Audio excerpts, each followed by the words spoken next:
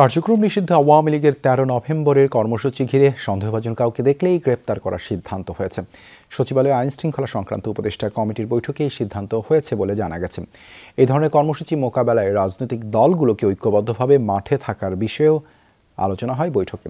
স্বরাষ্ট্র উপদেষ্টা জানিয়েছেন, আইন শৃঙ্খলা বাহিনী কঠোর অবস্থানে আছে, কোনো সন্ত্রাসীকে ছাড় দেয়া হবে না। এজন্য সন্ত্রাসীদের জামিন না দেওয়ার অনুরোধ করেছেন স্বরাষ্ট্র উপদেষ্টা।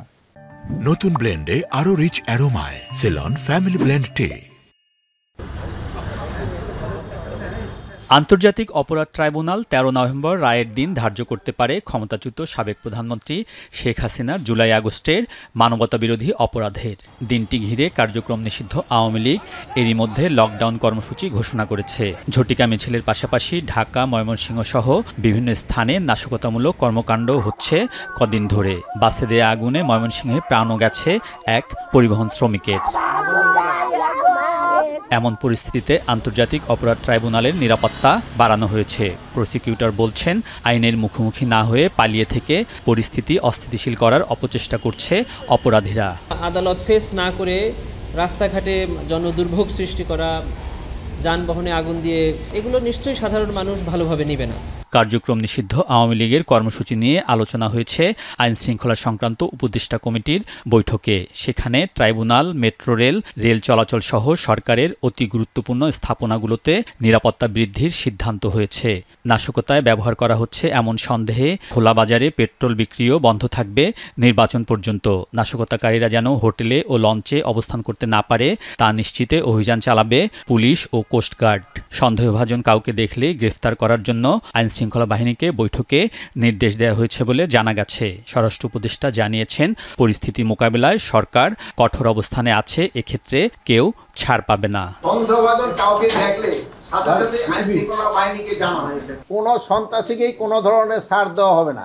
যারা জামিন দেয় তারা যেন অন্তত এই অ্যাকচুয়াল সন্ত্রাসীগুলি যেন জামিন না দেয়।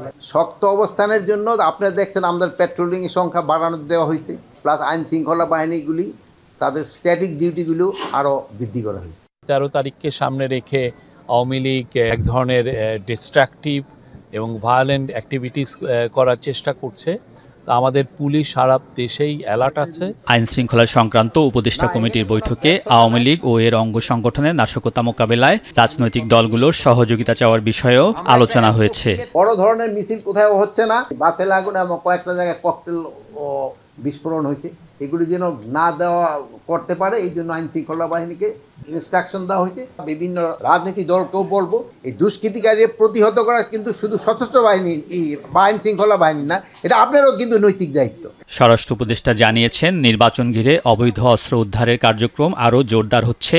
সীমান্ত দিয়ে অস্ত্র ও সন্ত্রাসীরা যেন প্রবেশ করতে না পারে, এজন্য নির্দেশনা দেয়া হয়েছে বিজিবিকে। আমাদের এখন নির্বাচনের প্রস্তুতি মোটামুটি সন্তোষজনক। সব বাহিনীগুলি তাদের ট্রেনিং প্রায় শেষ পর্যায়ে নিয়ে আসছে, হয়তো কিছুদিনের ভিতরে আমাদের শেষ হয়ে যাবে। স্বরাষ্ট্র উপদেষ্টা জানান, নির্বাচন পর্যবেক্ষণ ও নিরাপত্তার জন্য বডি ক্যামেরা কেনার প্রক্রিয়া চলতি সপ্তাহেই শেষ হবে। আলমগীর স্বপন, যমুনা নিউজ, ঢাকা।